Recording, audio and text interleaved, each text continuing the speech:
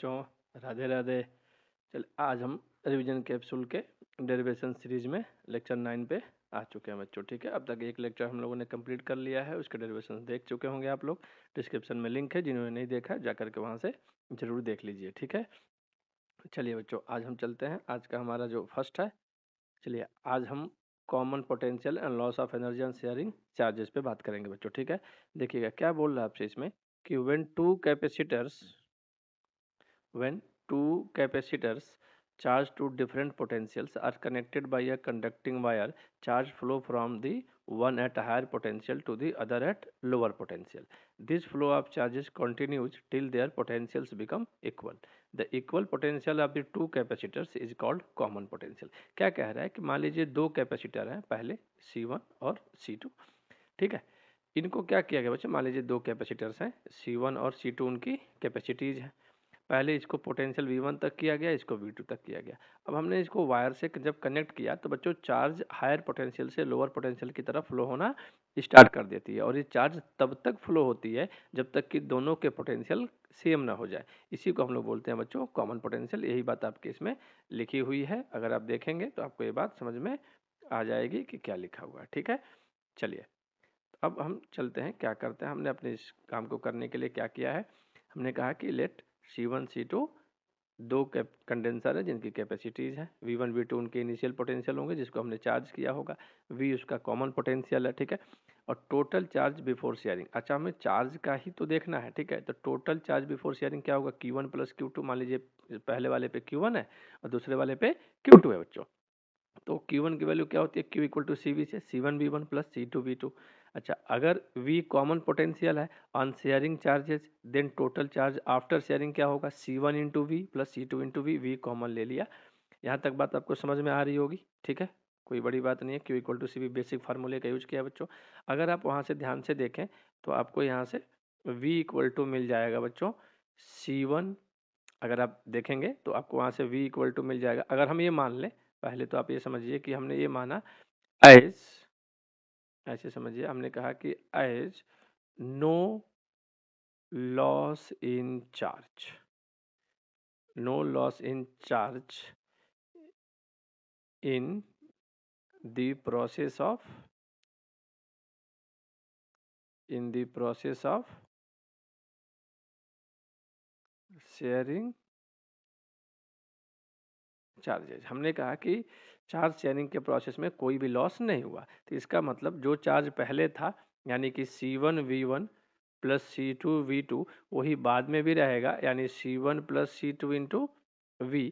तो आपको यहाँ से V मिल गया बच्चों C1 V1 plus C2 V2 upon C1 plus C2। क्या ये ठीक बात है? ठीक है, आप इसको थोड़ा सा हम लोग ना करेक्ट कर ले रहे हैं बच्चों। ये हमारा C1 V1 है, ये मेरा इक्वेशन 1 हो गया। अब हम ये कहते हैं कि भैया कोई चार्ज अगर नहीं हुआ, when charges are set between two bodies no charge is lost. ठीक है, ऑन शेयरिंग, अगर हम ये कहें on sharing no charge is lost but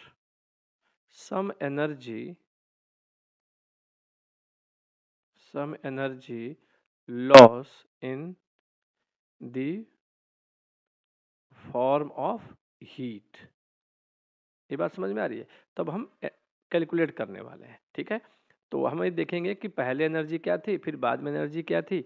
अच्छा, लॉस हुआ कि नहीं हुआ ये हमने बस लिख तो दिया है वैसे बच्चों, क्योंकि हमें पहले से पता है, लेकिन हम इसको मैथमेटिकली देखेंगे भी कि क्या ये ऐसा सत्य है या नहीं है। ठीक है, तो अभी हमने कॉमन पोटेंशियल लिख लिया है V इक्वल टू, ठीक है, टोटल एनर्जी बिफोर शेयरिंग। अब हम एक एक करके लिखेंगे, टोटल एनर्जी बिफोर शेयरिंग। मैंने कहा कि भाई U1 है, तो ये हमारा क्या हो जाएगा बच्चों, half C1 V1 square plus half C2 V2 square. क्या ये बात समझ में आ रही है सबको? ये मेरी इक्वेशन नंबर 2 हो गई। अच्छा, टोटल एनर्जी आफ्टर शेयरिंग,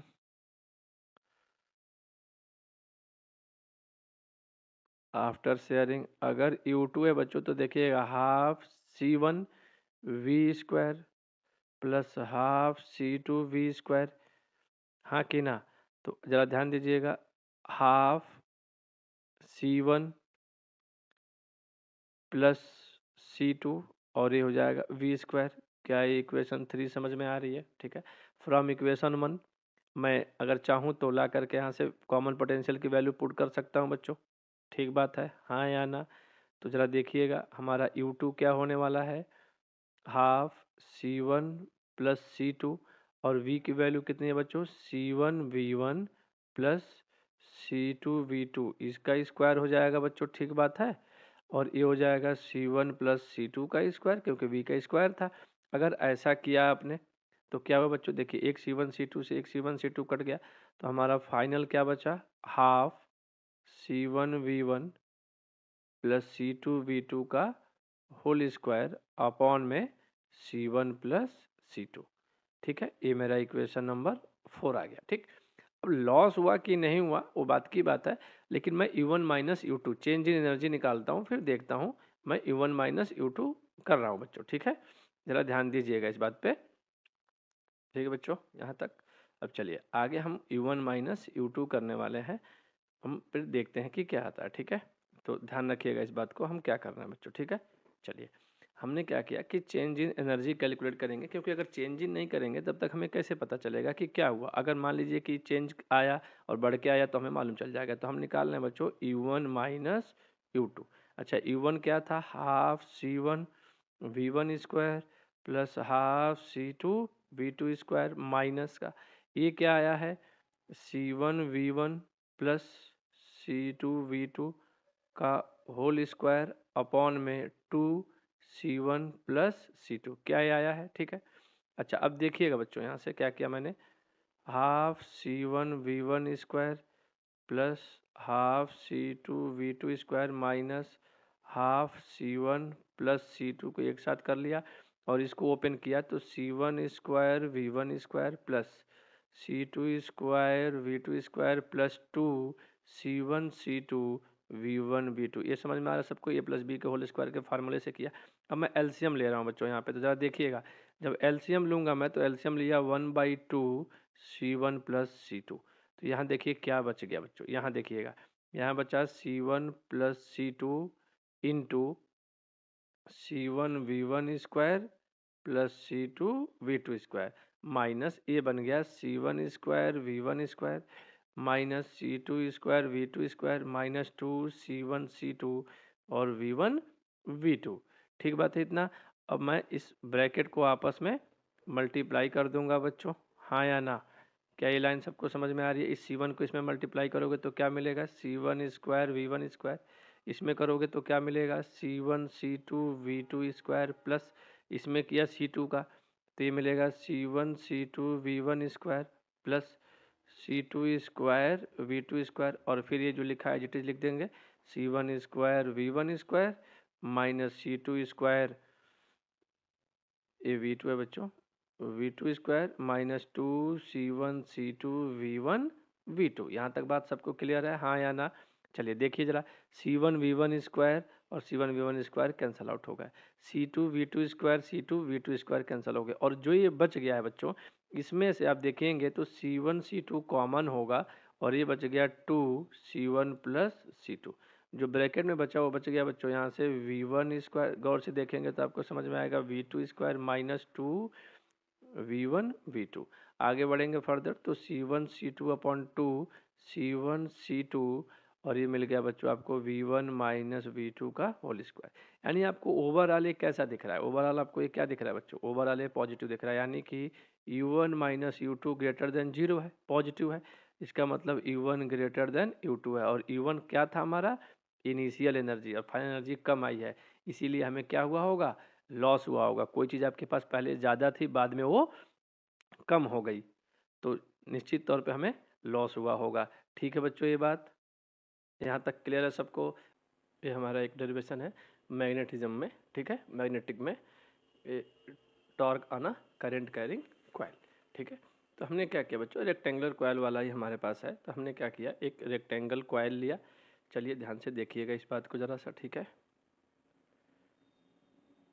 हमने एक रेक्टेंगुलर कॉइल लिया, ठीक है, ध्यान दीजिएगा।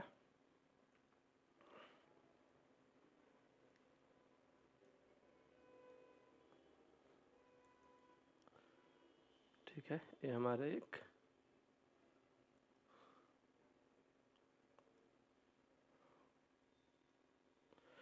हमारा ये रेक्टेंगल कॉइल हुआ बच्चों। ठीक है, और ये हमने एक रेक्टेंगुलर कॉइल ले लिया। ठीक बात है, ठीक ऐसे रखा हुआ। ठीक है, और हमने इसमें मैग्नेटिक फील्ड अप्लाई कर दी बच्चों। ठीक है, तो चलिए मैग्नेटिक फील्ड हमने इस डायरेक्शन में अप्लाई किया हुआ है। ठीक बात है, सबको ये बात क्लियर है। यहाँ पे भी ये मैग्नेटिक फील्ड ऐसे अप्लाई है और यहाँ पे भी ये मैग्नेटिक फील्ड ऐसे अप्लाई है। ठीक है, अब ध्यान से समझिएगा, एक कॉइल है हमारी P, Q, R और S। ठीक है, अच्छा, इसमें जो करंट की डायरेक्शन है वो ऐसी है बच्चों, हम लोगों ने इसमें एंटी क्लॉकवाइज करंट ले रखा है। ठीक है, तो अब सबसे पहले हम लोग को क्या करना है, फोर्स की डायरेक्शन बनानी है। ठीक है, तो F इक्वल टू BIL में, अब अगर लेफ्ट हैंड रूल आपको पता हो तो उसमें क्या करते हैं कि अगर करंट हमें जा रही है तो हमें फोर्सेज मिलेंगी। ठीक है, तो मैंने कहा भाई जी ए है, तो देखिएगा एक रे तो एक लाइन तो ये है करंट वाली। ठीक बात है, आई करंट जा रही है सब में, हाँ या ना। ठीक, और बी इधर है, तो एक परपेंडिकुलर जब तीसरा बनाएंगे आप इसको यहाँ पे, जैसे मान लीजिए अगर आपने ऐसे बनाया। ठीक है, अगर आपने ऐसे बनाया बच्चों, तो अगर आप ज़रा ध्यान देंगे, अगर आपने इसको ऐसे बनाया हुआ है। ठीक है, अगर ऐसे आपने बनाया तो मान लीजिए कि अगर ए वाली बी है, ठीक है, और ए वाली अगर मेरी करंट की डायरेक्शन है, तो ये मेरी फोर्स की डायरेक्शन को देगा। कहने का मतलब क्या है कि तीनों एक्सिस कैसी हैं, परपेंडिकुलर है। तो यहाँ पे अगर आप ध्यान देंगे इस बात को, तो परपेंडिकुलर होने के लिए ज़रा देखिए क्या हो रहा है यहाँ पे। तो अगर ये मान लीजिए कि एक्स एक्सिस, तो जेड एक्सिस ऐसे बनेगी, हाँ या ना। अगर एक्स मान लो, इसको वाई मान लो, तो जेड ऐसे बनेगी। तो इसीलिए यहाँ पे जो फोर्स लगा बच्चों हमारा पहले वाले पे, वो फोर्स लगा F1। ठीक बात, ठीक वैसे ही यहाँ पे जो फोर्स लगेगा वो हमारा फोर्स ठीक ऐसे लग जाएगा, वो हो गया हमारा F2। और यहाँ पे जो फोर्स लगेगा वो हमारा ऐसे लग जाएगा, ये हो गया हमारा F3। और ये वाला जो हमारा फोर्स लग गया, ये हमारा लग गया बच्चों F4। ध्यान से देखिए, ये जो फोर्स है एक लाइन के अलोंग है, यानी F2 और F4 की वजह से जो टॉर्क मिलेगा वो हमें बिल्कुल नहीं मिलने वाला। ठीक है, क्योंकि सेम लाइन ऑफ एक्शन है। अच्छा, इन फोर्स से और इस फोर्स में, तो जब इस वाले जो पार्ट को अगर हम अकेले बनाएंगे, यानी अगर मैं PQ को अलग बनाऊँ बच्चों, PS को, सॉरी, अगर हम PS को अलग बनाएं, ध्यान से समझिएगा, अगर हम PQRS ले रहे हैं और अगर हम PS को QP को, हमारे लिए लाइन क्या हो जाएगी बच्चों, QP। तो अगर मैं QP को ऐसे बनाऊं तो ध्यान से देखिएगा, ये मेरा F3 लग रहा है और ये मेरा F1 लग रहा है। ठीक है, ठीक बात है। और अगर मैं इसको थोड़ा सा ऐसे बढ़ा दूं बच्चों, और ये हम इसको परपेंडिकुलर बना लें, या फिर अगर मैं इसको ऐसे भी बना सकता हूं, तो ये मेरा एंगल अगर थीटा है, यानी कि मैग्नेटिक फील्ड जो है करंट के, मतलब इसके एक्सिस के अलॉन्ग, यानी कि जो एक साइड है उसके साथ एंगल थीटा बना रही है। अगर इस लाइन का मैं नॉर्मल ड्रा कर दूं, तो ये नॉर्मल n है, तो ये वाला एंगल अगर मेरा अल्फ़ा है तो इस पर फोर्स लगेगा। चलिए कैलकुलेशन करते हैं। सबसे पहले हम F1, F2, F3 और F4 की कैलकुलेशन करेंगे। तो हमने क्या किया, consider a rectangular coil, consider a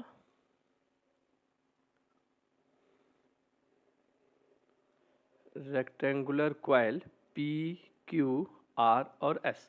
ठीक है, अगर हम PQ जो है, अगर हम इसकी लेंथ को, अगर PQ को, अगर हम PQ को बच्चों B मान लें, और QR को अगर हम लोग QR और SP जो हमारा लेंथ है अगर L है, और PQ कह सकते हैं और RS कह सकते हैं, इसको अगर हम B मान लें, तो हम फोर्स की कैलकुलेशन करेंगे। ठीक है, तो सबसे पहले हम लोग क्या कर रहे हैं, फोर्स ऑन आर्म, सबसे पहले हम लोग किस पे कैलकुलेट कर रहे हैं बच्चों, सबसे पहले हम लोग PQ पे करेंगे। तो फोर्स ऑन आर्म PQ, तो PQ पे जब फोर्स लोगे तो क्या लिखते हो, आप लोगों को पता है कि अगर एक current carrying conductor, state conductor अगर मैग्नेटिक फील्ड में रखती है, तो उस पर फोर्स का फार्मूला होता है BIL साइन थीटा। क्या ठीक बात है। तो ज़रा ध्यान दीजिएगा, अगर PQ पे हम देखें इस बात को बच्चों, तो अगर PQ वाले आर्म पे अगर हमारा ये फोर्स लग रहा है F4, PQ वाले पे क्या फोर्स लग रहा है हमारा F4, तो अगर मैं F4 लिखूं तो F4 का वेक्टर क्या हो जाएगा, I into PQ cross B। ठीक बात है, हाँ या ना। अब जरा ध्यान से समझिएगा सभी लोग। तो आई इक्वल टू आई और पी क्यू की वैल्यू है कितनी, बी के बराबर, तो ये बी हो गया। और अगर मैं इसमें बी करूं तो ये मैग्नेटिक फील्ड हो गया, और साइन थीटा ले लेंगे, साइन 180 माइनस थीटा हो जाएगा। क्यों? क्योंकि देखिए हम आपको ये डेरिवेशन कराया गया था आपको, तो पीछे देखेंगे आप लोग, तो करंट अगर इस डायरेक्शन में जा रही है तो लेंथ के अलोंग यानी मैग्नेटिक फील्ड के बीच में उसी पॉइंट से मैग्नेटिक फील्ड भी बाहर की तरफ निकलना दिखना चाहिए और करंट भी। तो ये वाला एंगल हमको देखना होता है बच्चों, ठीक है, ध्यान रखिएगा कभी भी।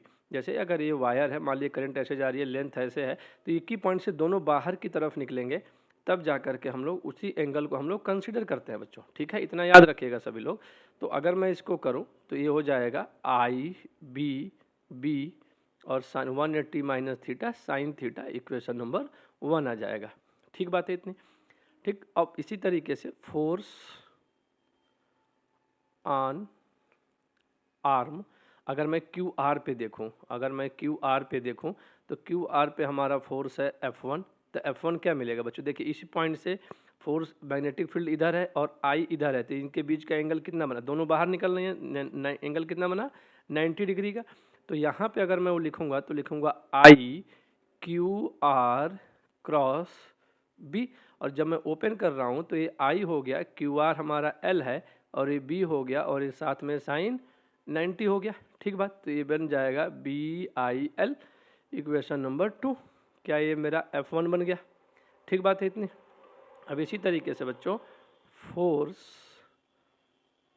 ऑन आर्म, अगर मैं आपका देखूं तो SP हो गया, तो SP पे हमारा क्या लग रहा है, SP पे हमारा लग रहा है F3, तो F3 हमारा हो जाएगा I इंटू, ध्यान दीजिएगा बच्चों थोड़ा सा यहाँ पे, आई इंटू भाई B I L sine theta हम क्या यूज कर रहे हैं, तो I into S P into B vector. और यहाँ पे भी आप देखेंगे अगर तो एस पी में ऐसे यहाँ से ऐसे जा रही है, और यहाँ पे तो अभी भी ये एंगल कितना बना 90 डिग्री का। तो अगर आप इसको निकालोगे तब भी ये आएगा बी आई एल साइन 90, क्योंकि एस पी की लेंथ एल है, तो ये हो जाएगा बी आई एल, क्योंकि साइन 91 हो जाएगी। तो क्या ये F3 हमारा कैलकुलेट हो गया, हाँ या ना? क्या ये F3 कैलकुलेट कर लिया, इक्वेशन नंबर 3। ठीक है, चलिए अब हमारे पास एक आर्म और बच गया बच्चों, RS, force on arm RS पे हम कैलकुलेट करेंगे। ठीक है, तो ज़रा देखिएगा, फोर्स ऑन आर्म RS, तो उस पर क्या हो जाएगा, F1 F2 हमने उस पर लिखा है बच्चों, तो F2 इक्वल टू हो जाएगा, अगर आप देखोगे तो QR, अगर ज़रा सा गौर से देखिए बच्चों उसको, अगर आप देखोगे वहाँ पे तो हमको मिलेगा I into QR cross B, और वहाँ पे एंगल थीटा बन रहा है, तो ये मिल जाएगा IBB sign theta, equation number 4। F2 मिल गया आपको। क्या ये बात समझ में आ रही है? ज़रा देख लीजिए फिर से एक बार, हमको फार्मूला लगाना है B I L sine theta. ध्यान रखिएगा बच्चों, जिस पॉइंट पे मैग्नेटिक फील्ड और वो आर्म कट करते हैं वहाँ से करंट भी बाहर की तरफ जानी चाहिए और बी भी बाहर की तरफ, उन दोनों लाइन के बीच जो एंगल बनता है वही यहाँ पे थीटा कंसिडर किया जाता है। इस बात को याद रखिएगा। अब आप देख पा रहे हैं यहाँ पे कि जो F4 और F2 है वो इस सेम लाइन के अलोंग है, तो एक दूसरे को क्या कर देंगे, अब कैंसिल कर देंगे, एक दूसरे को क्या कर देंगे बच्चों, कैंसिल कर देंगे। ठीक है, ठीक है बच्चों, चलिए तो अब हम देख पा रहे हैं कि जो F2 और F4 है वो क्या है, सिंस, ठीक है बच्चों, चलिए since F2 and F4 are equal in magnitude but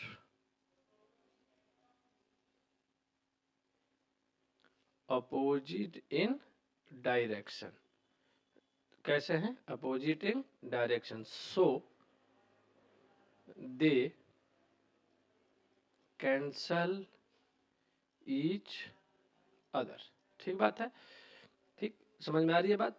तो आप एक देख पा रहे होंगे कि F3 और आप F1 and F3 produce a torque, यानी कि एक कपल प्रोड्यूस करना है, and F1 and F3 produce a couple.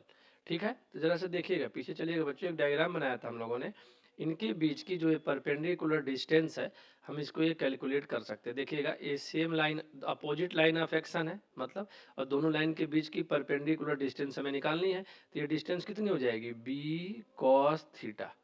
चूंकि ए वाली लेंथ हमारी कितनी थी, बी थी, क्यू पी की लेंथ कितनी थी, पी क्यू की लेंथ कितनी थी, बी, तो कंपोनेंट करेंगे तो ये क्या मिलेगा, बी कॉस थीटा। ठीक बात है, यानी कि दोनों फोर्स के बीच की परपेंडिकुलर डिस्टेंस क्या हो गई, बी कॉस थीटा। इसका मतलब टॉर्क हमको मिल जाएगा, क्योंकि दोनों प्रोड्यूस अ कपल। ठीक है, क्या इतनी बात समझ में आ रही है? तो हम लिख सकते हैं the torque on coil equal to tau equal to arm of couple into either force. ये फार्मूला होता है बच्चों।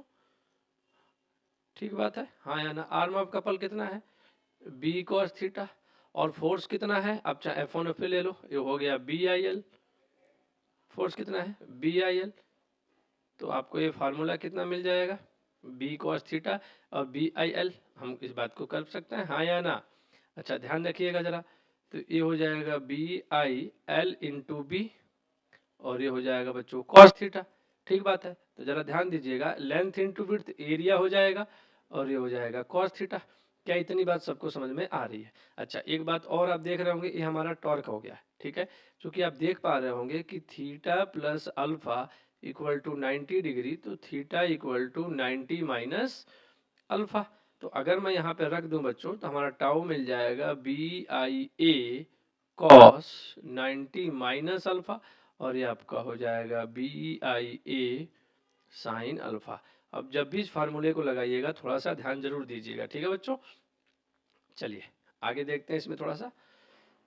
ये यहाँ देखिएगा, ठीक है, अब आप जानते हैं but I into A equal to magnetic moment. क्या होता है बच्चों, ये हम पहले भी डेरिवेशंस में पढ़ चुके हैं, मैग्नेटिक मोमेंट। तो हमारा फार्मूला बन जाएगा tau equal to M B sine alpha. अच्छा, जब साइन हटाएंगे, टॉर्क चूंकि वेक्टर क्वांटिटी है, तो ये मिल जाएगा एम क्रॉस बी।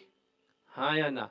एक बात हमेशा ध्यान रखिएगा बच्चों, अगर आप कभी भी इस फार्मूले को लगाएंगे, तो अल्फा क्या था, मैग्नेटिक जो लाइन ऑफ आर्म है, जो आर्म है, उस आर्म और मैग्ने आर्म का परपेंडिकुलर और मैग्नेटिक फील्ड के बीच का एंगल है। ठीक बात है, perpendicular of arm and magnetic field के बीच का एंगल है अल्फा। ये बात याद रखिएगा, normal of the arm and magnetic field के बीच का एंगल है, इस बात को आप लोग ध्यान रखेंगे। ठीक है, एक इंपॉर्टेंट डेरिवेशन है, गौर से एक बार इसे आप लोग देखिएगा बच्चों। ठीक है, यहाँ तक बात समझ में आ रही है सबको? राधे राधे बच्चों।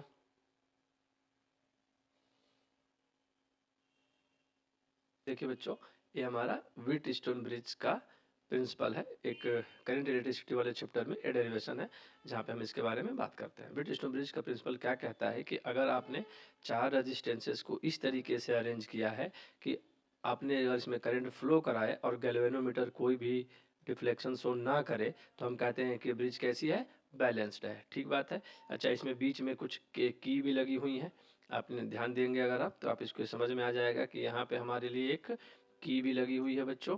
यहाँ पे हमने एक की लगाया है, यहाँ पे ऐसे की का मतलब स्विच होता है बच्चों हमारे लिए, तो ये हमारे लिए K1 है। ठीक है, ठीक बात है। अच्छा, बीच में डॉट बनाने का मतलब कि एक क्लोज है, और एक हमारी की और यहाँ पे लगी हुई है, जो कि हम लोग गैल्वेनोमीटर में लगा रहे हैं।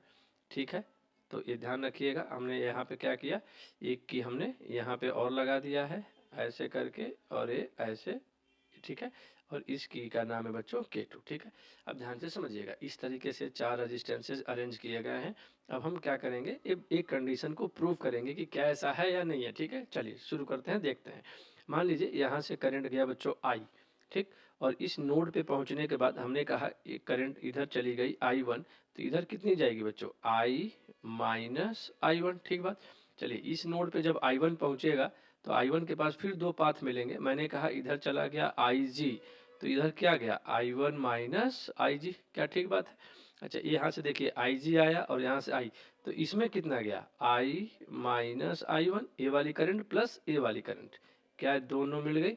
अच्छा यहाँ पे आप देखिए दोनों को ऐड कर दीजिए तो आई वन और आई जी कट जाएंगे, तो यहाँ पे सिंपली बाहर क्या आएगी, आई, यानी कि हमारा करंट डिवीजन करेक्ट है बच्चों, और ये हमारी बैटरी ई थी जो कि आपको लिखा हुआ। ठीक, अब हम कुछ नहीं करेंगे बच्चों, इसमें सिंपल सा हमारा काम है, हम इसमें केवीएल अप्लाई करेंगे। ठीक है, तो मैंने कहा जी ऐसा करते हैं हम लोग, इस रास्ते पे चलते हैं। ठीक है, ये मैंने इसमें ये रास्ता चुन लिया और इसमें भी ये रास्ता चुन लिया। ठीक, अब देखिएगा केवीएल लगाने का क्या तरीका है कि जो करंट हमारे साथ साथ मिलती जाएगी उसके रेजिस्टेंस में हम माइनस लिखेंगे, और जब करंट हमको अपने पाथ से जो हमने चुना है उससे अगर अपोजिट मिलेगी तो उसके लिए हम प्लस लिखेंगे। देखिए ये अलग अलग लोगों के लिए अलग अलग हो सकता है, अपना अपना मानने का तरीका है बच्चों इसमें। ठीक है, हम ऐसे इसमें लेकर के चलेंगे। ठीक, तो अगर मैं केवीएल लिखना शुरू करता हूँ तो हमारे पास लूप है ए बी डी ए।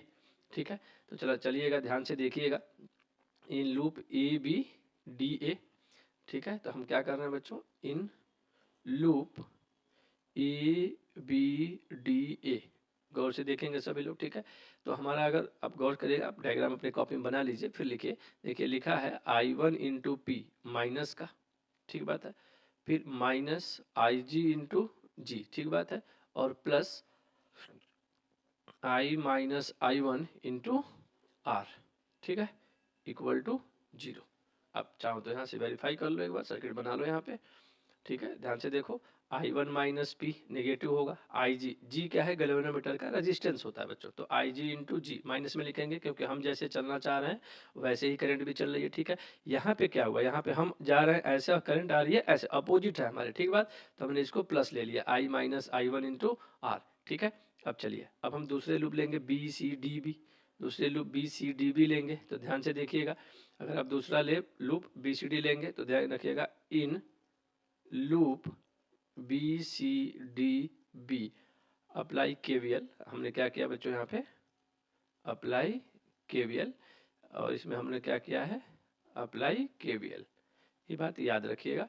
तो आप जब उस लूप को देखेंगे तो आपको क्या मिलेगा, ध्यान से समझिएगा, आपको मिलेगा minus I one minus I G into P Q, क्या ठीक बात है।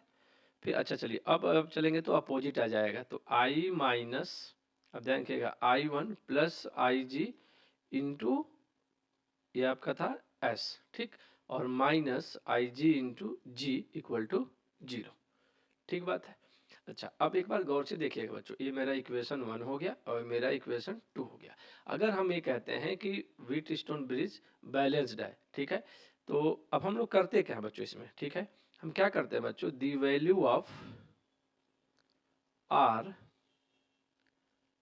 adjusted as adjusted as adjusted such that adjusted such that such that the galvanometer shows the galvanometer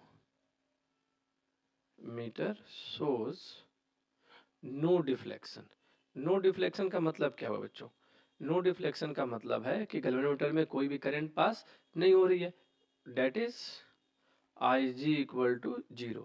तो from equation 1 and 2, from 1 and 2 अगर मैं आई G 0 put कर दूं तो हमको मिलेगा क्या बच्चों, माइनस आई वन पी और plus I minus I one into R equal to 0।